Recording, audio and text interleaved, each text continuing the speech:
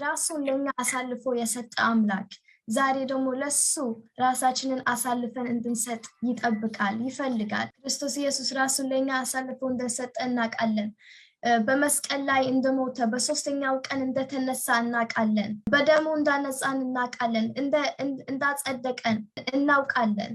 ነገር ግን ከዛም የሚቀጥል ቅድስና አለ። የእግዚአብሔር ቃል ሲናገር ከኦሪት 20 ቁጥር 26 የእግዚአብሔር ቃል ሲናገር እንደዚህ ይላል፣ እኔ እግዚአብሔር ቅዱስ ነኝና ለእኔም ትሆኑ ዘንድ ከአሕዛብ ለይቻችኋለሁና ቅዱሳን ትሆኑልኛላችሁ። ቅዱሳን ለማን ነው የምንሆነው? ለክርስቶስ ኢየሱስ ለእግዚአብሔር ዛሬ ለሱ እንሆን ዘንድ ለሱ እንለይ ዘንድ በኑሯችን ሁሉ ለእግዚአብሔር በቅድስና እንድንለይ ዛሬ እግዚአብሔር ከኛ ይጠብቃል። ስለዚህ እንዴት ነው በቅድስና የምንኖረው? ቅድስና ምንድነው? ለምንድነው ቅድስና የሚያስፈልገን በሚል ርዕስ ዛሬ እንወያያለን። ለምንድነው? ምክንያቱም በዚህ ዘመን ላይ ቅድስና የጠፋበት ዘመን ላይ ክርስቶስ ኢየሱስ እኛ ብርሃን እንድንሆን በቃሉ ውስጥ እንድንኖር ይፈልጋል። ወደ መጀመሪያው ጥያቄያችን እንሄዳለን። እሱ ምንድነው? ቅድስና ምንድነው? በቅድስና እንኖር ስንባል መጀመሪያው ጥያቄ መመለስ ያለብን ቅድስና ምንድነው? ከእግዚአብሔር ቃል አንፃር መጀመሪያ መረዳት ያለብን ነገር ማወቅ ያለብን ነገር ቅድስናችን መጀመሪያ ቅድስናችን ክርስቶስ ነው። ክርስቶስ ነው ቅድስናችን። የእግዚአብሔር ቃል ሲናገር ከአንደኛ ቆሮንቶስ ምዕራፍ 1 ቁጥር 30 የእግዚአብሔር ቃል ሲናገር እንደዚህ ይላል፣ ነገር ግን ይላል የሚመካ በእግዚአብሔር ይመካ ተብሎ እንደተጻፈው ይሆን ዘንድ ከእግዚአብሔር ዘንድ ጥበብንና ጽድቅ ቅድስናም ይላል ቤዛነትም በተደረገልን በክርስቶስ ኢየሱስ የሆናችሁ በእርሱ ነው ይላል። ስለዚህ ቅድስናችን ክርስቶስ ኢየሱስ ነው። እሱ በሰራው ስራ፣ እሱ ባደረገው በደሙ በልጁ። ስለዚህ አብ በልጁ በቅዱስ አጠራር ጠርቶናል። ይሄ ደግሞ እሱ ባደረገው ስራ ብቻ ነው። ስለዚህ ራሱን አዋርዶ በመስቀል ላይ ሞቶ የፈጸመውን ነገር ሁሉ በደሙ ስላነጻን ከኃጢአታችን ከኃጢአት ከዘላለም ሞት ከሲኦል ነፃ ስላደረገን ይሄ ቅድስናችን ክርስቶስ ኢየሱስ ነው። ቅድስናችን ክርስቶስ ኢየሱስ ነው። ነገር ግን ቅድስና በእኛ ነው የሚቀጥለው። ክርስቶስን ስንቀበል ክርስቶስ ቅድስናችን ይሆናል። ከዛ ግን እኛ ህይወታችን እንዴት ነው የምንኖረው? በኑሯችን ደግሞ እምነታችን ሊገለጥ ያስፈልጋል። የእግዚአብሔር ቃል ሲናገር እንደዚህ ይላል ከሮሜ 6 ቁጥር 22 አሁን ግን ይላል ከኃጢአት አርነት ወጣችሁ ለእግዚአብሔር ተገዝታችሁ ስለዚህ ልትቀድሱ ፍሬ አላችሁ መጨረሻውም የዘላለም ህይወት ነው ይላል። አሁን ከኃጢአት ነፃ አርነት ወጥተናል ይላል። ስለዚህ ለእግዚአብሔር ተገዝተናል ማለት ነው። ስለዚህ ልንቀደስ ፍሬ አለን ይላል። መጨረሻው ደግሞ የዘላለም ህይወት ነው ይላል። ስለዚህ ቅድስና ምንድነው? የዘላለም ህይወት መጨረሻ ነው። እስከ መጨረሻ ድረስ የሚጸና ይድናል ተብሎ ተጽፏል። እስከ መጨረሻ ድረስ ቅድስናችን በቅድስና እየኖረን ክርስቶስን ትእዛዙን እየጠበቀን በቅዱስ አጠራር እየኖረን ይሄንን ስንረዳ እስከ መጨረሻ ድረስ ቅድስና ምንድነው? የዘላለም ህይወት መጨረሻ ነው። ቅዱስ ክርስቶስ ኢየሱስ ቅድስናችን ነው። ከዛም ደግሞ ቅድስና የዘላለም ህይወት መጨረሻ ነው። ከዛ ደግሞ ቅድስናችን በስራችን ይገለጣል። አንደኛ ጴጥሮስ መልእክት የእግዚአብሔር ቃል ሲናገር እንደዚህ ይላል፣ እኔ ቅዱስ ነኝና ቅዱሳን ሁኑ ተብሎ ስለተጻፈ የጠራችሁ ቅዱስ እንደሆነ እናንተ ደግሞ በኑሯችሁ ቅዱሳን ሁኑ ይላል። በኑሯችን ነው ቅድስናችን የሚገለጠው። ክርስቶስ ቅድስናችን ነው። ነገር ግን እንዴት ነው ቅድስና የተቀበልነው?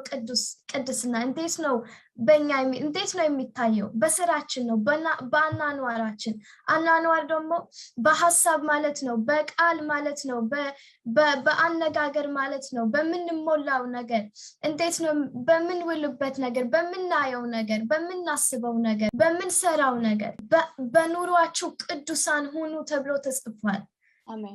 በእያንዳንዱ ነገር በኑሯቸው ሁሉ ይላል ቅዱሳን ሁኑ። ለምን ቢባል የእግዚአብሔር ቃል ሲናገር ሁላችንም እንደምናውቀው በእርሱ እኖራለሁ የሚል ሁሉ ይላል ክርስቶስ ኢየሱስ እንደተመላለሰ ሊመላለስ ይገባል ይላል። ሁለተኛ ቆሮንቶስ ምዕራፍ 7 ላይ እግዚአብሔር ቃል ሲናገር እንደዚህ ይላል፣ እንግዲህ ወንድሞች ሆይ ይላል የዚህ ተስፋ ቃል ካለን ይላል፣ ይሄን ተስፋ ቃል ካለን ክርስቶስ ኢየሱስ በደሙ እንዳነጻን፣ ክርስቶስ ኢየሱስ ቤዛነት እንደሆነልን፣ ክርስቶስ ኢየሱስ እንዳጸደቀን፣ ክርስቶስ ኢየሱስ እንደቀደሰን ይሄንን ተስፋ ቃል ካለን ይላል በእግዚአብሔር ፍርሃት ቅድስናን ፍጹም እያደረገን ስጋንና መንፈስን ከሚያረክስ ሁሉ ራሳችንን እናንጻ ይላል። ስለዚህ ይህንን ተስፋ ቃል ካለን ቅድስናችንን የሚያጠፋ ነገር ሁሉ ምንድነው? ከሱ ሁሉ ማንጻት አለብን። ቅድስናችንን የሚረብሽ ነገር ሁሉ፣ የሚያጠፋ ነገር ሁሉ ከሱ መንጻት አለብን ይላል እግዚአብሔር። እናንተ የእግዚአብሔር ቤተ መቅደስ እንደሆናችሁ አታውቁምን ይላል እግዚአብሔር ቃል። ክርስቶስ በውስጣችን አለ። እሱ ቅዱስ ነው። እሱ ነው። እሱ የአምላክ ነው። ስለዚህ እኛ መቀደስ አለብን። በአኗኗራችን እኛ መቀደስ አለብን። ቅዱስ ስለሆነ ኢየሱስ ክርስቶስ እሱ ንጹህ አምላክ ስለሆነ እሱ ቅዱስ ስለሆነ እምነታችን አይበቃም። ዛሬ ከያዕቆብ መልእክት 2:14 ወንድሞች ሆይ እምነት አለኝ የሚል ስራ ግን የሌለው ሰው ቢኖር ምን ይጠቅማል ይላል። እምነታችን በስራችን የማይገለጥ ከሆነ እምነታችን ምን ይጠቅመናል? ዛሬ ቅድስናችን ክርስቶስ ኢየሱስ በህይወታችን መገለጥ አለበት። ክርስቶስ ኢየሱስ እምነታችን ነው። በመስቀል ላይ ሞተልን፣ ሞት ነፃ ወጣን። ይህንን ተቀብለናል፣ ይህንን እናውቃለን። እምነታችን ኢየሱስ ነው። ነገር ግን እምነታችን በኑሯችን መገለጥ አለበት። ክርስቶስ ኢየሱስ በህይወታችን መገለጥ አለበት። ቅድስናችን ኢየሱስ ክርስቶስ ነው። ክርስቶስ በሞቱና በትንሳኤው ባደረገልን ነገር ላይ ካለን እምነት የተነሳ የእግዚአብሔር ልጆች ሆነናል። እግዚአብሔር ልጆች ለመሆን እንግዲህ ከኃጢአት ሁሉ መንጻት ያስፈልጋል። ከዛም ነው ኢየሱስ ክርስቶስ ቅድስናችን የሆነ ኢየሱስ ደግሞ ጻድቅ በአብ ፊት እንደ ጻድቅ እንድንቆጠር በሱ ስራ እንግዲህ ይህንን እድል ተሰጥቶናል። ስለዚህ ኢየሱስ ክርስቶስ በሰራው ስራ ስንተማመን በሞቱና በትንሳኤ እምነት ስናደርግ ኢየሱስ ክርስቶስ ጌታ እንደሆነ ስናምን አማኞች ስንሆን የክርስቶስ ተከታዮች ስንሆን ያኔ እንግዲህ የተሰጠን ስፍራ አለ በአብ ፊት፣ እሱም የእግዚአብሔር ልጆች መሆናችን ነው። ስለዚህ ኢየሱስ ክርስቶስን ስትቀበል ያኔ ለካ የኢየሱስ ክርስቶስ ልጅ ነህ ማለት ነው። ያኔ ለካ አብ ያንተ አባት ነው ማለት ነው። ይሄ ስፍራ የተሰጠን ግን በራሳችን ስራ አይደለም፣ በራሳችን ድካም አይደለም፣ ነገር ግን በኢየሱስ ክርስቶስ በሰራው ስራ ተማምነን ነው። ስለዚህ ኢየሱስ ክርስቶስ በሰራው ስራ ስናምን ያኔ ውጤቱ እንግዲህ የሚሰጠን ስፍራ አለ፣ እሱም የእግዚአብሔር ልጆች መሆናችን ነው። ስለዚህ እንደ እግዚአብሔር ልጆች በጣም ታድለናል። ይህንን ለማብራራት አንድ ምሳሌ እሰጣለሁ። የአንድ ንጉስን ህይወት እንመለከታለን። አንድ ንጉስ የሆነበት ምክንያት በራሱ ድካም ተማምኖ አይደለም፣ በራሱ ስራ ተማምኖ አይደለም ንጉስ የሆነው ወይም ያ ስፍራ የተሰጠው። ነገር ግን አባቱ ንጉስ ስለሆነ እሱም ንጉስ ይሆናል። ስለዚህ ይሄ ስፍራ እንደ ስጦታ ነው የተሰጠው። እኛም ኢየሱስን ክርስቶስን ስናምን በሞቱና በትንሳኤ ስናምን ኢየሱስ ክርስቶስ ጌታ እንደሆነ ስናምን ያኔ ያለ ድካም በራሳችን ስራ ሳንመካ ነገር ግን ክርስቶስ በሰራው ስራ ስንተማመን ያኔ የሚሰጠን ስፍራ አለ፣ እሱም የእግዚአብሔር ልጆች መሆናችን። ይሄ ንጉስ ግን ንጉስ ስለሆነ እዛ አይደለም የሚያበቃው አይደለ? ከዛ በኋላ እንደ ንጉስ መመላለስ ይጠብቅበታል። የሚያደርገው ነገር ሁሉ ከስፍራው የተነሳ ነው። ንጉስ ስለሆነ ንጉስነቱ ነው የሚያደርገው ነገር ሁሉ የሚወስነው። ስለዚህ እንደፈለገ መኖር አይችልም። የሚፈልገው ነገር ሁሉ ወይም እንደ ሌሎች ሰዎች መኖር አይችልም። ምክንያቱም ምንድነው? ከስፍራው የተነሳ ከተሰጠው ስፍራ የተነሳ። ስለዚህ ይህ የሱ ስፍራ ዓላማ ይሰጠዋል። የንጉስ ዓላማ ደግሞ ምንድነው? ወይም የንጉስ ጥሪ መምራት ነው፣ መሪ መሆን ነው። ስለዚህ የሚያደርገው ነገር ሁሉ ከጥሪው ወይም ከዓላማው የተነሳ ነው። እኛም ደግሞ ከስፍራችን የተነሳ እኛ የተሰጠን ስፍራ አለ፣ እሱም የእግዚአብሔር ልጆች መሆናችን ነው። ነገር ግን እንደ እግዚአብሔር ልጆች መመላለስ ይጠብቅብናል። እዛ አይደለም የሚያበቃው። ክርስቶስ ጽድቃችን ነው። በአብ ፊት እንደ ጻድቅ ነው የምንቆጥረው። ነገር ግን ይህ ስፍራ ከተሰጠን በጽድቅ መመላለስ ይጠብቅብናል። እንደ እግዚአብሔር ልጆች መመላለስ ይጠብቅብናል። ለምሳሌ አንድ አስተማሪ የተሰጠው ስፍራ ምንድነው? አስተማሪ ነው። ነገር ግን እንደ አስተማሪ ማስተማር ይገባዋል።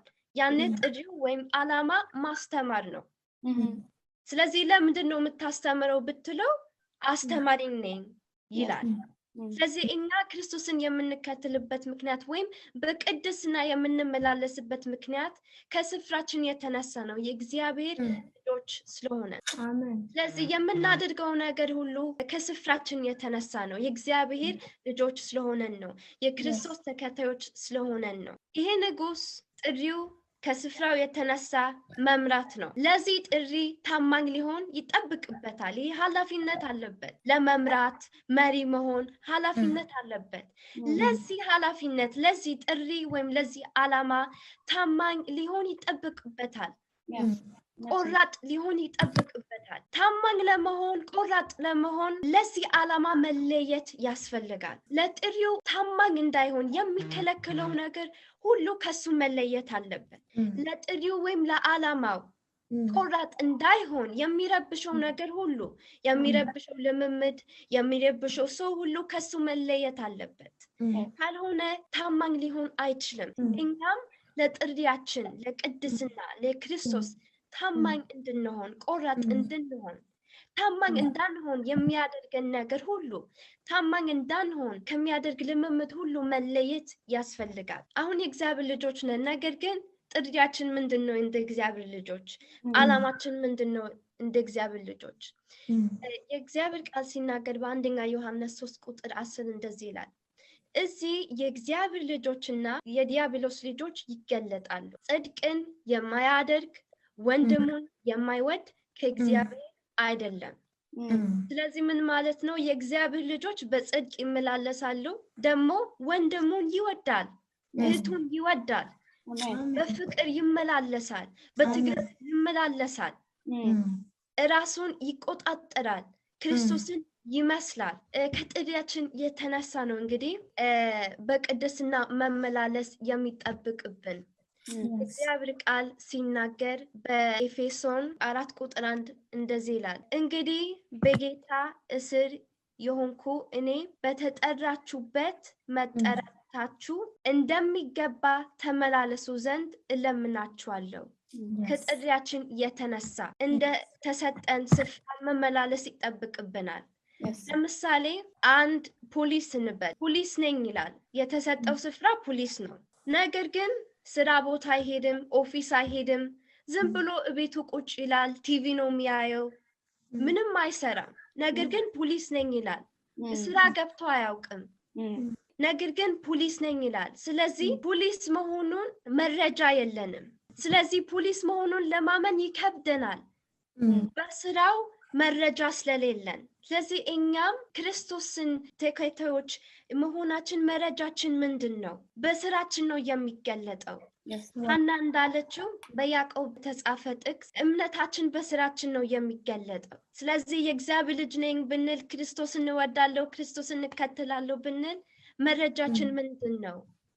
ያ መረጃ ደግሞ በስራችን በምናደርገው ነገር ነው የሚገለጠው። ለዚህ ዓላማ ደግሞ ለዚህ ጥሪ በጽድቅ መመላለስ ኢየሱስን ክርስቶስን ለመከተል ታማኝ መሆን ይጠብቅብናል። ይሄ እውቀት ሊኖርን ብቻ ሳይሆን ለዚህ ጥሪ ለዚህ ዓላማ ታማኝ ልንሆን ያስፈልግናል። ስለዚህ በሌላ አገላለጽ ቅድስና ማለት ከስፍራችን የተነሳ ለተሰጠን ዓላማ ታማኝና ቆራጥ መሆን፣ ከተሰጠን ስፍራ የተነሳ ለዛ ዓላማ መለየት ማለት ነው። ለዚህ ዓላማ ለዚህ ጥሪ ክርስቶስን ለመምሰል ታማኝ እንዳትሆን ምክንያት የሆነብህ ምንድን ነው? ከዛ ነገር ተለይ። በጽድቅ ለመላለስ ታማኝ እንዳትሆን ምክንያት የሆነብህ ነገር ከዛ መለየት አለብህ። ክርስቶስን እንዳትመስል የሚረብሽ ልምምድ፣ የሚረብሽ ሰው ከዛ መለየት አለብህ። ካልሆነ ለዚህ ዓላማ ታማኝ ወይም ቆራጥ ልትሆን አትችልም። ጴጥሮስ ምዕራፍ 1:16 እናንተ ደግሞ በኑሯችሁ ሁሉ ቅዱሳን። ስለዚህ ቅድስና አኗኗር ነው። ኢየሱስ ቅዱስ ነበር፣ እኛም እሱን ለመምሰል እንተጋለን። ስለዚህ በኑሯችን እሱን መምሰል ይጠብቅብናል። በኑሯችን በምናደርገው፣ በምንሰማው፣ በምናየው፣ በምናስበው፣ በምናወራው ነገር ሁሉ ክርስቶስን መምሰል ይጠብቅብናል። አንዳንድ ጊዜ ክርስትና ምን ይመስለናል? ለትክክል ወይም ስህተት ነው የሚመስለን። ነገር ግን ክርስትና ማለት፣ ክርስቲያን መሆን ማለት ክርስቶስን መምሰል ነው። በባህሪያችን፣ በአኗኗራችን ክርስቶስን መምሰል። ክርስቶስን ስንመስል ትክክል እናደርጋለን። ስለዚህ መጀመሪያ ዓላማችን እንደ አማኞች ክርስቶስን መምሰል ነው። ያኔ ትክክል እናደርጋለን። ያኔ ነው በጽድቅ መመላለስ የምንችለው። ስለዚህ ይህን ሁሉ የምናደርገው በጽድቅ የምንመላለስበት ምክንያት በፍቅር፣ በትዕግስት፣ ይህ ሁሉ የምናደርግበት ምክንያት የእግዚአብሔር ልጆች እንድንባል ሳይሆን የእግዚአብሔር ልጆች ስለሆነን ነው። አንድ ሰው ሲያስተምር አስተማሪ ስለሆነን ነው እንጂ አስተማሪ ለመሆን አይደለም። ስለዚህ ከስፍራችን የተነሳ ነው እንጂ የሆነ ስፍራ ለመድረስ አይደለም። አንተ ዛሬ የእግዚአብሔር ልጅ ስለሆንክ፣ አንቺ ዛሬ የእግዚአብሔር ልጅ ስለሆንሽ በቅድስና መመላለስ ይጠብቅብሻል። ክርስቶስን መምሰል ይጠብቅብሻል። ይህ ነው መረጃሽ። የክርስቶስ ልጅ መሆንሽ መረጃሽ ይሄ ነው። በቅድስና መመላለስሽ። ስፍራዊ ቅድስና አለ በክርስቶስ ያገኘ ነው። ነገር ግን ቀጣይም ቅድስና አለ።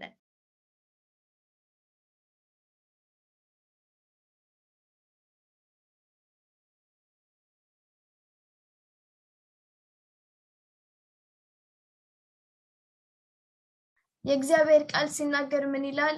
ከአንደኛ ጴጥሮስ መልእክት 3 ቁጥር 10 እንደዚህ ይላል፣ እናንተ ቀድሞ ወገን አልነበራችሁም ይላል፣ አሁን ግን ይላል የእግዚአብሔር ወገን ናችሁ። ቀድሞ ከእግዚአብሔር የለየን ነገር ምን ነበር? ኃጢአት ነበር። ከእግዚአብሔር የለየን ነገር ወደሱ አንመለስም። አሁንም ከእግዚአብሔር የሚለየን ነገር ምንድን ነው? ኃጢአት ነው። የዲያብሎስ ልጆች ነበራችሁ። እኛ በበደላችን እና በኃጢአታችን ሙታን ነበር ይላል። አሁን ግን ክርስቶስ ሕይወት አብዝቶልናል። አሁን ግን ክርስቶስ ጽድቃችን ሆነ። አሁን ግን ክርስቶስ ሕይወታችን ሆነ። አሁን ግን ክርስቶስ ቅድስናችን ሆነ። አሁን ግን ክርስቶስ ሁሉን ነገር ሆኖልናል። የዲያብሎስ ልጆች ነበረን። አሁን ግን የክርስቶስ ልጆች እንድንሆን፣ የክርስቶስ ወገን እንድንሆን፣ አሁን የክርስቶስ ወገን ነን። አሁን የክርስቶስ ልጆች ነን። ስለዚህ ኃጢአት ነበር ከእግዚአብሔር የለየን። አሁን ደግሞ ወደ ኃጢአት አንመለስም። ቅድስና ምንድን ነው? ለእግዚአብሔር መለየት ነው። ለእግዚአብሔር መቆረጥ ነው። ዛሬ ከእግዚአብሔር የሚለየን ነገር ሁሉ የእግዚአብሔርን መንፈስ የማያከብር፣ እግዚአብሔርን የማያከብር፣ ከእምነታችን ጋር የማይሄድ ነገር ህይወታችን ላይ ካለ ከዛ መለየት አለብን፣ መቆረጥ አለብን ለእግዚአብሔር። አሁን የክርስቶስ ወገኖች ነን። አሁን የክርስቶስ ልጆች ነን። የዲያብሎስ ልጆች አይደለንም። የዲያብሎስ አሰራሩ ምንድን ነው? ዲያብሎስ ሊሰርቅ፣ ሊያጠፋ ነው። እንደዚህ አይነት ነገሮች በህይወታችን ካሉ፣ ጨለማ በህይወታችን ካለ ከዛ መለየት አለብን። ሰይጣንን እንዳናገለግል የክርስቶስ አገልጋዮች ነን እኛ። የክርስቶስ ወገኖች ነን እኛ። የክርስቶስ ወገን የሆነ ክርስቶስን ነው የሚያከብረው፣ ከክርስቶስ ነው የሚጣበቀው። አንደኛ ጥሪያችንን ማሰብ፣ ማን እንደጠራን ማሰብ። ይህ ነገር ደግሞ የህይወት መሆን እንዳለበት ዝም ብሎ አፕላይ የምናደርገው ወይ ለሰው እንዲታይ የምናደርገው ነገር ሳይሆን ህይወት ነው። ስለዚህ ጌታ ኢየሱስ ክርስቶስ መጥቶ በምድር ላይ ሲመላለስ እሱን ነው ማርክ ያደረገው። ፈሪሳውያንን አያቸው፣ ከዛ ደቀ መዛሙርቱን አየ። ፈሪሳውያን አፕላይ ማድረግ ይችሉ ነበረ። ልብሳቸውን ለብሰው በቤተክርስቲያን በመቅደሱ ሲያስተምሩ ነበረ። በሰው ፊት የከበሩ ይመስሉ ነበር። ነገር ግን ጌታ ኢየሱስ ክርስቶስ ያጋለጣቸው ምን አለ?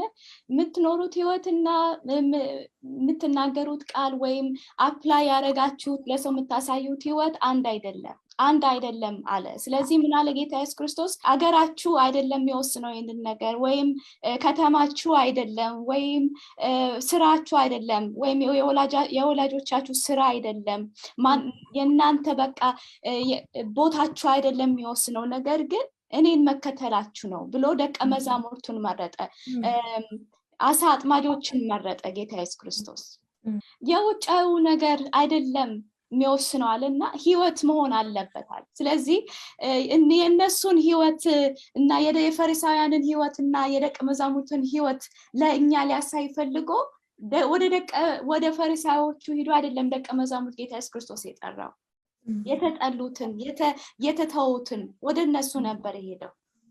ግን እነሱን ወስዶ አስተምሯቸው የኔ ተከታይ ሆኖ ብሎ ህይወት እንዴት በቃ ህይወት ተገለጠኛም አይተነዋል እንዳለ ጌታ ኢየሱስ ጴጥሮስም እንደተናገረ አንተ የህይወት ቃል አለና ጌታ ኢየሱስ ክርስቶስን ተከተሉት፣ ቃሉን ተማሩና በህይወታቸው አፕላይ ያደረጉትና እና አሁን ምናነበውን አዲስ ኪዳንን ጻፉልን እና እነሱም ትኩረታቸው ምንድነው? አዎ ህይወት መሆን አለበት ነው። አይገርማችሁም? ጌታ ኢየሱስ ክርስቶስ መጀመሪያ መጥቶ በቃ ግልጥ ሲያደርገው ለህዝቡ ካም በኋላ ህዝቡ በውርነት እውር ሆኖ እንዲሄድ አልፈልግም ማለት። ማንኛውም ሰው ከየት ቦታ ይምጣ ከየት ሀገርም ይምጣ የኔን መከተል ይችላል። ዋናው ግን ህይወቱን ነው። ስለዚህ አሁንም ስንነጋገር ቅድስና ዝም ብለን አፕላይ የምናደርገው ነገር አይደለም። ወይ ለሰው እንዲታይ ወይ ቤተክርስቲያን ስንሄድ የቆንጆ ልብስ ለብሰን ምናምን በቃ እንደሱ የምናደርገው ነገር አይደለም። የውጫዩ ልብሳችን የውስጣችንን ልብስ አይቀይረውም። በሰው ለሰው የምናሳየው ቅድስና የውስጣችንን ቅድስና አይቀይረውም። ዋናው ነገር ማስታወስ ያለብን ምንድነው? ይህንን የክርስትና ጉዞ የምንሄደውና የምንራመደው በእግዚአብሔር ፊት ነው። በእግዚአብሔር ፊት ነው ያለነው ሁሉ ጊዜ። ብቻዬን በሆን ዳዊት እንዳለው የትም በወርድ ሲኦልን በወርድ እንኳን አንተ በዛ አለ። ካንተ መሸፈን ካንተ ሃይድ ማድረግ አልችልም ማለት። ስለዚህ እንግዲህ እኛ ዛሬ ምንድነው ቅድስና ለኛ እውነተኛ ኑሮ ነው በእግዚአብሔር ፊት። ሐሳቤ ነፍሴ መንፈሴ ምንም ነገር ከሱ ሳልደብቅ በእግዚአብሔር ፊት ግልጥ ሆኜ መኖር ነው። ስለዚህ ለዚህ ነው ጌታ ኢየሱስ ክርስቶስ በመጣ ጊዜ ፈሪሳውያን ከሱ ጋር አልተግባቡም። ለምን? እነሱ ኮፒ ፔስት አይደለም እንለው በዛሬ ጊዜ ኮፒ ፔስት የሆነ ህይወት ለምደው ነበር። ህዝቡን ያስተምሩ ነበር፣ ነገር ግን ኃጢአተኛውን ሳይዩት ጃጅ ያደረጉት ነበር። ያቺ ሴት መታ ጌታ ኢየሱስ ክርስቶስን እግር በእንባ ስታብሰው እነሱ ምን አይነት ሴት እንደሆነች አያውቅም እንዴ ብለው ጃጅ አድርጉት። እንደ ጌታ ኢየሱስ ክርስቶስ ያለ አይነት አስተያየት ወይም አስተሳሰብ አልነበራቸውም ነበር።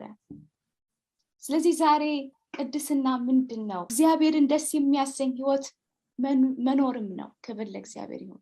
ስለዚህ ዝም ብለን እኛ ዋናው ነገር ማስታወስ ሁሉ ጊዜ ማስታወስ ያለብን ምንድነው? እግዚአብሔርን ማታለል አንችልም። ሰውን ለጥቂት ጊዜ ማታለል እንችል ይሆናል። ነገር ግን እግዚአብሔር በብርሃን የሚመላለስ አምላክ ስለሆነ ሁሉም ደግሞ ብርሃን ሲያበራበት ሁሉም ነገር ግልጥ ስለሚሆን እውነተኛ የሆነ ህይወት መኖር ይገባናል። ክብር ለእግዚአብሔር። ስለዚህ ዛሬ መሪ ጥቅሳችን ምንድነው? ከአንደኛ ጴጥሮስ 1:15 ዳሩ ግን ይላል እኔ ቅዱስ ነኝና አለ ቅዱሳን ሁኑ ተብሎ እንደተጻፈ የጠራችሁ ቅዱስ እንደሆነ እናንተ ደግሞ በኑሯችሁ ሁሉ ቅዱሳን ሁኑ። ይሄም ደግሞ እናንተ እንደተናገራችሁት በቃ ኤቭሪዴይ ላይፍ የደቀ መዝሙር ህይወትን ያሳየናል። እኔ ቅዱስ እንደሆንኩ እናንተም እንግዲህ ቁጥር 16 ላይ የተጠራችሁት ቅዱስ እንደሆነ እናንተ ደግሞ በኑሯችሁ ሁሉ ቅዱሳን ሁኑ። ዩሊያም ሃናም በዚህ ጉዳይ በዚህ ኦልሬዲ ተናግራችሁበታል። ግን ይሄ ምንድነው የሚያስታውሰን ወይም ወደ ምንድነው የሚወስደን? ጌታ ኢየሱስ ክርስቶስን መከተል ነው ይሄ። ስለዚህ አገልጋይ መሆናችን ወይም የተለየ ፖዚሽን መሆናችን ወይም አካውንታችን እሱ ሁሉ ይሄንን በቃ የውጫዊው ነገር የውስጣዊውን ነገር አይቀይሮም ወይም አይለውጠውም። ሁሉም ሰው ደቀ መዝሙር ሆኖ መኖር አለበት። ይሄ ምንድነው ማለት ነው? እውነተኛ የሆነ ህይወት በየቀኑ በጌታ ፊት መኖር አለብን። ስለዚህ ሐሳቤ ምንድነው? ሐሳቤ እግዚአብሔርን ያከብረዋል ወይ? አኗኗሬ እግዚአብሔርን ያከብረዋል ወይ?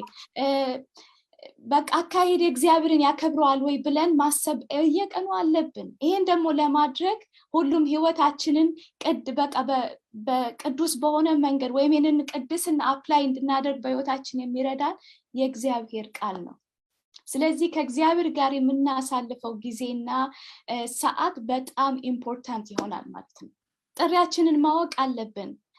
ደግሞም የጠራንን ማወቅ አለብን። ስለዚህ ጥሪያችንን ከገባን የጠራን ደግሞ ማን እንደሆነ ካወቅን ይሄንን ጥሪ አክብረን እንይዘዋለን። እንግዲህ ጌታ ኢየሱስ ክርስቶስ እኮ ደቀ መዛሙርቱን ሲጠራቸው ለያቸው፣ ከሚያውቁት ነገር ለያቸው፣ ወደማያውቁት ነገር መራቸው።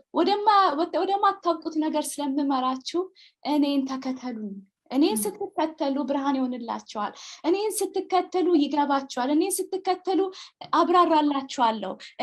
እኔ ደግሞ ሲሄድ መንፈስ ቅዱስን እልክላችኋለሁ። እሱ ደግሞ የተናገርኳችሁን ሁሉ ያስታውሳችኋል አላቸው። አይዟችሁን ያለዋል አለ ጌታ ኢየሱስ ክርስቶስ። ስለዚህ እንግዲህ እኛ የጠራንን ካወቀ ከገባ ለምንድን ደግሞ እንደተጠራን ከገባን ጥሪያችንን አክብረን እንይዘዋለን። ስለዚህ ሌሎች ሰዎች በአካባቢያችን ያሉት ወይም እንደፈለገ ወይም በቃ እግዚአብሔርን የማያከብር ህይወት ሲኖሩ እኛ ጥያቄ አይፈጥርብንም። ማን እንደምከተል ስለማውቅ ለምንድን ነው ለማን እንደጠራኝ ደግሞ ስለማውቅ ጥሬ ደግሞ ስለገባኝ እንደሌላው ባልሆን ወይም ሌላውን ቢተችኝ ወይ ሌላውን ቢያወራብኝ ግድ አይለኝም። ጳውሎስ እኮ መጀመሪያ ክርስቲያኖችን እነ ጴጥሮስን ሁሉንም ያሳድድ ነበር። ከዛ ግን ጌታ ኢየሱስ ክርስቶስ በብርሃን ከተገናኘው በኋላ ማን እንደጠራው ገባ። በቃ ጥሪው ደግሞ ገባው። በቃ ለካ ኢየሱስ የሚባለው እውነተኛ ነው፣ ከሞት ተነስቷል፣ ይፈውሳል፣ ያድናል ብሎ እንዴት አይነት ሰው እንደሆነ ሁላችንም እናውቃለን። ስለዚህ ዛሬ ጥሪ ገብቷል ወይ? ጥሪ ማለት እንግዲህ ፕሮፌትነት ጥሪ ወይም በቸርች ሚኒስትሪ ጥሪ አይደለም። ጌታ ኢየሱስ ክርስቶስ ከድቅድቅ ጨለማ ወደ ብርሃን ጠርቶናል። ዋናው ደግሞ የእያንዳንዱ ክርስቲያን ዋናው ጥሪው ምንድነው? ደቀ መዝሙር መሆን ነው። እኔ ፓስተር በሆንና ግን ደቀ መዝሙር ባልሆን፣ እውነተኛ ደቀ መዝሙር ባልሆን እኔ ፈሪሳዊ ነኝ ማለት ነው። መድረክ ላይ ስቆም አንድ ነገር አፕላይ አደርጋለሁ፣ ግን በጓዳ ለራሴ ለቤቴ ሌላ ሰው ነኝ። ይሄ እንደዚህ አይነት ህይወት እግዚአብሔርን አያከብርም። ስለዚህ እንግዲህ ጥሪ ሊገባኝ ያስፈልጋል። ስለዚህ ጥሪ ማለት ዋናው ሁሉ ክርስቲያን ትኩረት መስጠት ያለበት የደቀ መዝሙር ጥሪው ነው። የጠራችሁበት ዓላማ ገብቷችኋል ወይ? ጥሪው ገብቷችኋል ወይ? ዋናው ጥሪያችን ጌታ ኢየሱስ ክርስቶስን በየቀኑ መከተል እንደሆነ ገብቶናል ወይ? ይሄ ጥሪ እንደሆነ ከገባን በየቀኑ ከእግዚአብሔር ጋር የማሳልፈው ጊዜ the first priority ይሆናል ማለት ነው። መጀመሪያ ስነሳ ስልኬን አይደለም የምከፍተው፣ እግዚአብሔር ዛሬ ምን ትለኛለህ ብዬ ፊቱን እፈልጋለሁ። በጸሎት እሱ ጋር አገናኛለሁ። በመንፈሳዊ ዓለም በጸሎት እሰራለሁ፣ እጸልያለሁ። የእግዚአብሔር መንግስት ጉዳይ ለኔ ግድ ይለኛል። ለዓለም ለተለያየ ሀገሮች በዜና ስለምሰማ ጉዳይ እጸልያለሁ። ከእግዚአብሔር ጋር አብሬ በጸሎት እሰራለሁ። ስለዚህ የጥሪው ገብቶናል ወይ ነው ዋናው ነገር። ከዛ ደግሞ የጠራንን አምላካችንን እናውቀዋለን ወይ? ካልሆነማ ችግር ሲመጣ፣ ጥያቄ ሲመጣ ወይም ጠላት የተለያየ ነገር በፊታችን ሲያመጣ ወይም ኃጢአት የሚያደርገው ሰው ወይም እግዚአብሔርን የማያከብር ህይወት የሚኖረው ሰው ከኛ የተሻለ ህይወት ሲኖር ያኔ ጥያቄ ይፈጥርብናል። ነገር ግን በመዝሙር ላይ ስናነብ ያን በቃ ኃጢአትን ስትመለከተውና ካንተ የተሻለ ህይወት ሲኖር አትቅና፣ ለጻድቁ ግን መልካም ይሆንለታል በሉት። ይሄ እንደዚህ አይነት ቃል ስንናገር የየቀን ህይወት ጉዳይ መሆኑ ሲገባን እኛ በእግዚአብሔር ፊት እግዚአብሔርን እየፈራን ደግሞም ቅድስናም እግዚአብሔርን መፍራት ጋር ስለሆነ እግዚአብሔር እንዳለ መኖር ስለሆነ እንግዲህ እውነተኛ የሆነ ህይወትን በእግዚአብሔር ፊት እኖራለሁ ማለት ነው። አሜን።